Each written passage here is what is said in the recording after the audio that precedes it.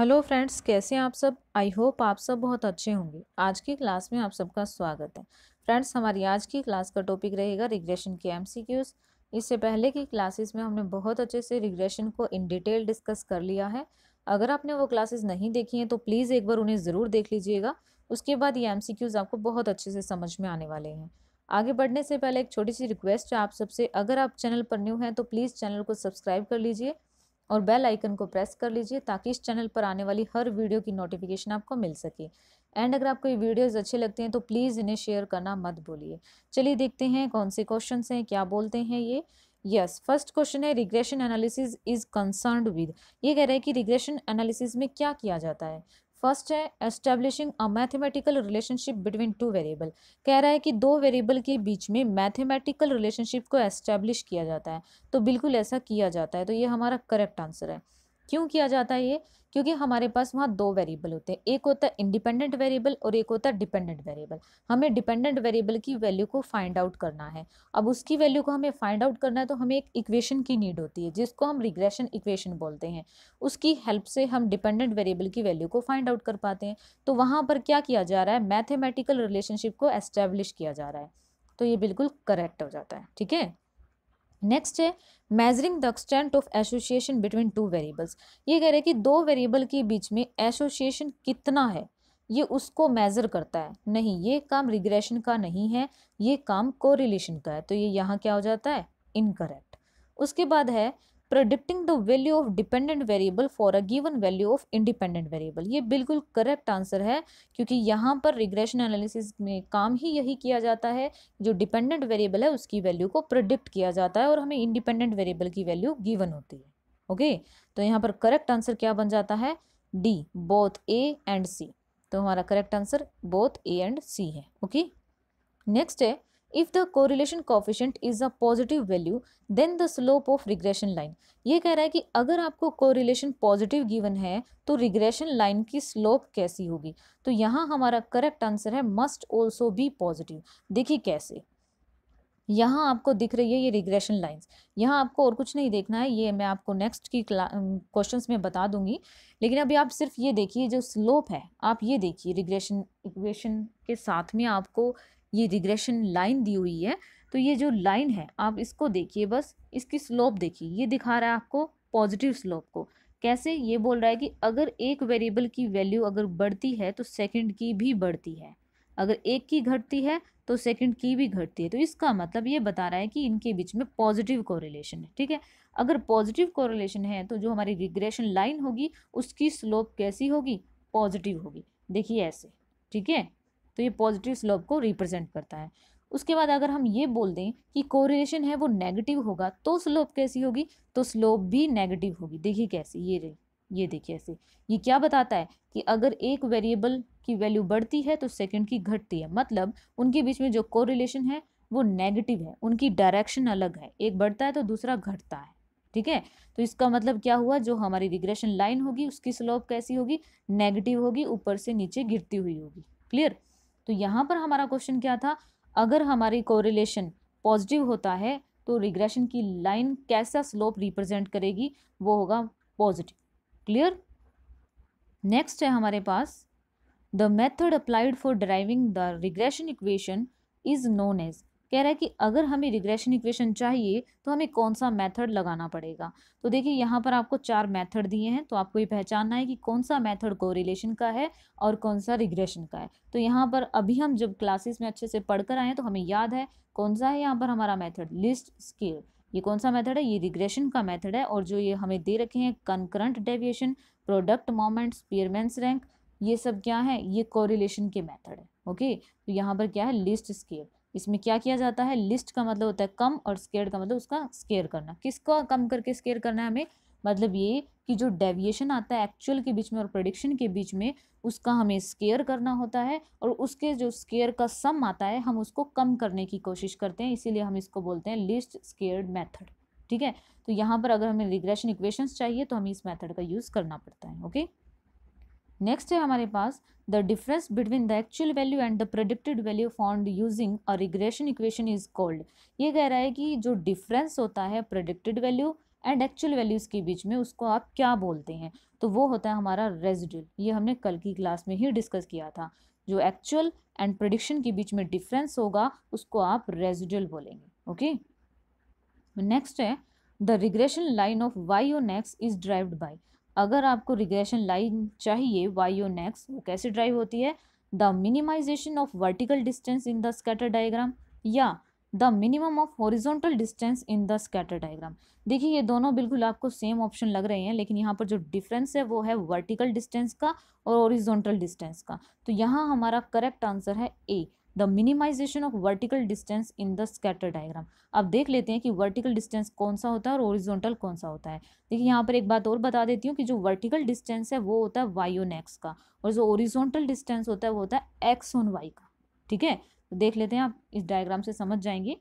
देखिए यहाँ पर जो ये हमें रिग्रेशन लाइन गिवन है ये है वाई ऑन एक्स, और ये वाली रिग्रेशन लाइन है ये है एक्स ऑन वाई। ठीक है, तो यहाँ पर आपको ये जो देखिए डिस्टेंस दिख रहा है इनके बीच में, ये जो आपको रेड लाइंस दिख रही हैं ये कौन सा है? वर्टिकल डिस्टेंस है। और ये कौन सा डिस्टेंस है? ये ओरिजोनटल डिस्टेंस है। तो जब बात की जाएगी वाई ऑन एक्स की तो कौन से डिस्टेंस की बात की जाती है? वर्टिकल। और एक्स ऑन वाई में कौन से डिस्टेंस की बात की जाती है? ओरिजोनटल। क्लियर? तो यहाँ पर कौन से डिस्टेंस को कम करने की बात की गई है? वर्टिकल। तो हमारा करेक्ट आंसर क्या हो जाता है? ए। ठीक है, और कौन सा? Y on X. और अगर यहीं पर मैं थोड़ा सा चेंज कर दूं, एक्स ऑन वाई बोल दूं, तो आंसर क्या हो जाएगा? अगर मैंने यहाँ पर एक्स ऑन वाई बोला होता तो हमारा करेक्ट आंसर होता बी। ओके, अभी हमारा है ए। ओके, नेक्स्ट है the two lines of regression become identical और कोइंसाइड व्हेन। ये कह रहा है कि जो रिग्रेशन लाइंस होती हैं हमारी वो दोनों आइडेंटिकल या फिर कोइंसाइड कब आती हैं? देख लेते हैं। देखिए यहाँ पर ये जो लाइन आपको दिख रही है, मैंने आपको वहाँ पर क्वेश्चन में बोला था कि आप X on Y and Y on X मत देखिए, तो अब देखिए आप यहाँ पर इसका क्या मतलब है। ये जो आपको ये लाइन दिख रही है ये एक लाइन नहीं है, ये दो लाइन है। जब हम बात करते हैं कोरिलेशन की, और अगर वो हमारा परफेक्ट पॉजिटिव हो या परफेक्ट नेगेटिव हो, इसका मतलब या +1 हो या -1 हो, तो हमारी जो रिग्रेशन लाइंस होती हैं वो आइडेंटिकल या कोइंसाइड आती हैं। इसका मतलब एक के ऊपर एक ही आती है, अलग लाइंस नहीं बनती हैं। ठीक है, तो ये केस कौन सा है हमारा? फर्स्ट, परफेक्ट पॉजिटिव कोरिलेशन का। अगर हम ये बोलेंगे कि हमारा कोरिलेशन परफेक्ट पॉजिटिव है तो जो हमारी रिग्रेशन लाइन होगी वो पॉजिटिव रिलेशनशिप को रिप्रेजेंट करेगी, पॉजिटिव स्लोप वाली होगी, और दोनों ही एक के ऊपर एक ही बनेगी, इसीलिए हमें एक ही दिखेगी। ओके, तो आप देख सकते हैं ये आपको एक ही दिख रही है, X on Y and Y on X. और इसी तरह बात करें परफेक्ट नेगेटिव की, तो उस केस में भी बिल्कुल ऐसा होगा, नेगेटिव स्लोप को रिप्रेजेंट करेगी और कैसी होगी? नीचे की ओर गिरती हुई होगी और एक के ऊपर एक ही होगी, X on Y and Y on X. Clear? तो यहाँ पर देखिए हमारा करेक्ट आंसर क्या बन जाता है। इसने बोला है कि किस केस में हो सकती है, दोनों ही केस में हो सकती है, तो आप ये बोल सकते हैं कि आपका करेक्ट आंसर क्या है? ए और बी दोनों। ठीक है, ये दोनों में से कोई भी हो सकती है, या तो ए या बी। ओके, नेक्स्ट है what are the limits of the two regression coefficients. कह रहा है टू रिग्रेशन कोफिशिएंट्स का लिमिट क्या होती है? कह रहा है कि कोई लिमिट नहीं होती, ये इनकरेक्ट है। फर्स्ट कह रहा है, नेक्स्ट कहता है कि मस्ट बी पॉजिटिव, ये भी इनकरेक्ट है। One positive and the other negative, ये कह रहे हैं एक पॉजिटिव होनी चाहिए और एक नेगेटिव, ये तो इम्पॉसिबल है। हम पढ़कर आए हैं कि जो रिग्रेशन कोफिशिएंट्स होते हैं B Y X and B X Y, दोनों का सेम साइन होना चाहिए और कोरिलेशन का भी सेम साइन होना चाहिए, तो ये तो बिल्कुल इनकरेक्ट हो गई। नेक्स्ट है product of regression coefficient must be numerically less than और इक्वल टू यूनिटी, ये बिल्कुल करेक्ट है। ये हमने प्रॉपर्टी में पढ़ा था कि जो हमारे रिग्रेशन कोफिशिएंट होते हैं उनका मल्टीप्लिकेशन या तो 1 आना चाहिए या फिर 1 से कम आना चाहिए। वो किस केस में था? जब हम पढ़ते हैं correlation is equal to geometric mean of regression coefficients. कौन से coefficient? B Y X and B X Y, ये हमारा होता है फॉर्मूला। इसमें क्या होता है, अगर हम ये अंडर रूट को हटा देते हैं और इस तरह से स्केयर इधर आ जाता है आर स्केयर के पास, तब हम ये बोलते हैं कि जो हमारा आर स्केयर है वो इन दोनों के मल्टीप्लिकेशन के इक्वल होगा। तो इनका जो मल्टीप्लिकेशन है वो या तो 1 होगा या उससे कम होगा। ऐसा हम क्यों बोलते हैं? क्योंकि आर स्केयर्ड की रेंज ही क्या होती है? 0 से 1। ठीक है, इसकी रेंज होती है 0 से 1। अब 0 से 1 क्यों होती है? क्योंकि आर की रेंज होती है -1 से 1, तो अगर उसका स्केयर कर दें तो हमें +1 तक ही मिल सकती है, तो 0 से कम नहीं हो सकती और 1 से ज़्यादा कभी होती ही नहीं है, तो 0 से 1। ठीक है, तो इसीलिए ये हमारा जो आंसर है डी, यह करेक्ट है। ठीक है, product of regression coefficient must be numerically less than और equal to unity. Clear. Next है since blood pressure of a person depends on age we need consider. ये कह रहा है कि जो ब्लड प्रेशर है किसी पर्सन का वो एज पर डिपेंड है।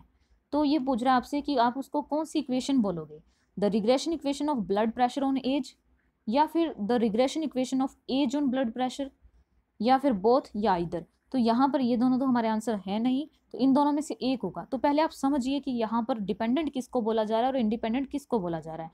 तो यहाँ बात हो रही है ब्लड प्रेशर की, वो डिपेंड है, साफ साफ लिखा है डिपेंड है किस पर, एज पर। तो इसका मतलब ब्लड प्रेशर क्या है, यहाँ पर डिपेंडेंट वेरिएबल है। तो इसका मतलब हमारी जो इक्वेशन होगी वो क्या होगी, first the regression equation of blood pressure on age. जैसे हम एक्स ऑन वाई बोलते हैं, बिल्कुल वैसी बात है, या वाई ऑन एक्स बोलते हैं। तो आप इसको अब यहाँ पर नेम दे रखा, आप नेम से समझ जाइए, ब्लड प्रेशर ऑन एज। तो इसका मतलब हमारा करेक्ट आंसर क्या हो गया, ए। ओके। नेक्स्ट है the regression coefficients remain unchanged due to आ। ये कह रहा है कि जो रिग्रेशन कोफिशिएंट है वो अनचेंज्ड कब होते हैं, शिफ्ट ऑफ ओरिजिन के केस में या शिफ्ट ऑफ स्केल। देखिए हम ओरिजिन एंड स्केल को बहुत अच्छे से पढ़ कर आए हैं। ओरिजिन का मतलब क्या होता है, जब हम प्लस करते हैं या माइनस करते हैं वो आता है ओरिजिन में। अगर हम मल्टीप्लाई करें या फिर डिवीजन करें तो वो किस केस में आता है, वो स्केल में आ जाता है। ठीक है। तो यहाँ पर हमने ये पढ़ा था कि जो रिग्रेशन है वो प्लस करने से या माइनस करने से उसमें चेंज नहीं आता है। मतलब जो हमें सीरीज गिवन होती है उनमें अगर हम कोई नंबर प्लस कर दें या फिर माइनस कर दें तो कोई चेंज नहीं आता रिग्रेशन के केस में, और बिल्कुल ऐसा कोरिलेशन में भी होता है।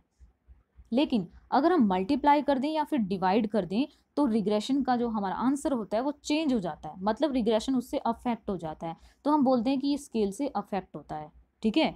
बट कोरिलेशन अफेक्टेड नहीं होता है। तो इसका मतलब यहाँ हमारा करेक्ट आंसर क्या होगा, अनचेंज्ड किससे रहता है। तो हमारा करेक्ट आंसर हो जाएगा ए, शिफ्ट ऑफ ओरिजिन। मतलब अगर हम ओरिजिन में चेंज करें तो हमारे आंसर में कोई चेंज नहीं आएगा। क्लियर। नेक्स्ट है विच इज़ ट्रू।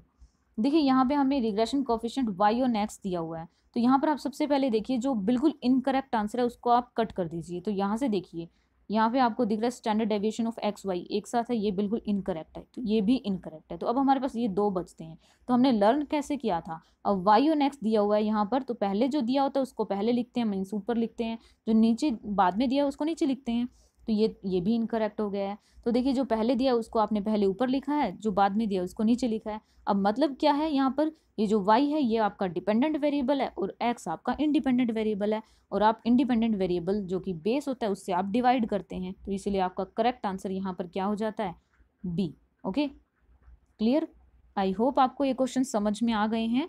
और अगर यहाँ पर कोई भी किसी भी तरह की कन्फ्यूज़न रहती है तो प्लीज़ कमेंट करके ज़रूर बताइए। अगर आपको ये वीडियोज़ अच्छी लगती हैं तो प्लीज़ लाइक करिए एंड अच्छे अच्छे कमेंट करिए एंड वीडियोज़ को शेयर करते रहिए, अपना सपोर्ट बनाए रखिए। Thank you friends, thank for being here, thank you.